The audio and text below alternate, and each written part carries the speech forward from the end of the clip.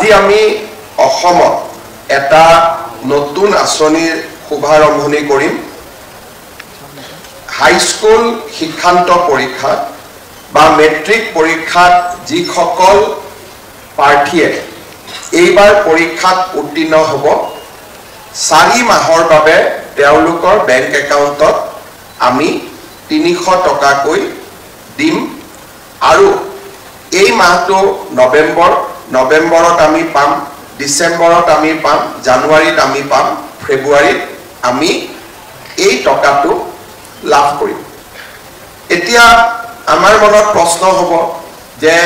আমিতো মেট্ৰিক পৰীক্ষা দিম টকা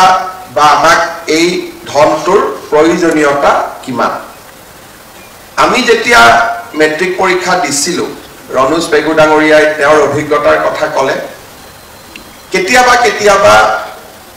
কিবা এটা বস্তু কিনিবৰ কাৰণে ভাল বজাৰত নোটছ এখন ওলাইছে সাৰৰ তাতে গৈ অলপ পঢ়িব লাগে শিকিব লাগে দুটা মনত প্ৰশ্ন আছে খুধিব লাগে আৰু বহুত সময়ত আমাৰ লৰা ছোৱালী দেউতাক মাকে পুষ্টিকৰ খাদ্য খোৱাবৰ কাৰণেও বহু অভিভাৱকৰ ঘৰত টকা পইচাৰ অসুবিধা হয় এইবিলাকৰ লগতে আমাৰ এটা লক্ষ্য হৈছে যে আমি পৰিয়ালটোৰ পিতৃ মাতৃক জনাব খুজিছো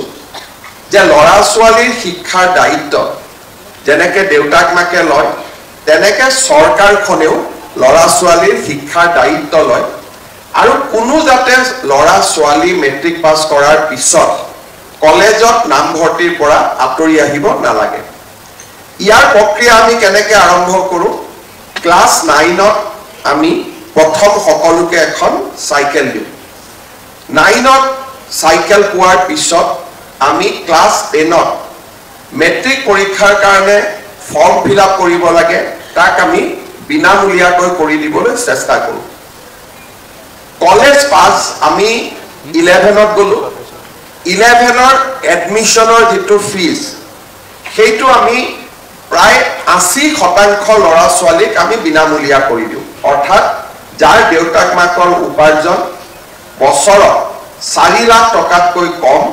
তেওঁলোকক আমি বিনামূলীয়াকৈ নামভৰ্তিৰ ব্যৱস্থা কৰি দিও তাৰ পিছত যিসকল ছোৱালীয়ে ক্লাস 11ত পঢ়ে নিযুত মইনা আঁচনিৰ জৰিয়তে তেওঁলোকক আমি মাহত 1000 টকাকৈ তেওঁলোকৰ বেংক একাউণ্টত দিওঁ আৰু এইকেদিন মোক সকলোৱে বিচাৰি আছে যে বাবু আঁচনি এটাও কৰিব লাগে গতিকে তাৰ কাৰণেও আমি চিন্তা কৰি আছো যাতে লৰাবিলাককো আমি মাহত কিবা এটা দিব পাৰো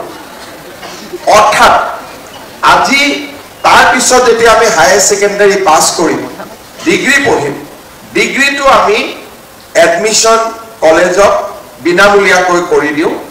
আকৌ ডিগ্ৰী পোৱাৰ লগে লগে ছোৱালী সকলক আমি 1250 টকাকৈ আমি মাহত বৃত্তি বা স্কলাৰশ্বিপ বা নিযুত মইনা দিওঁ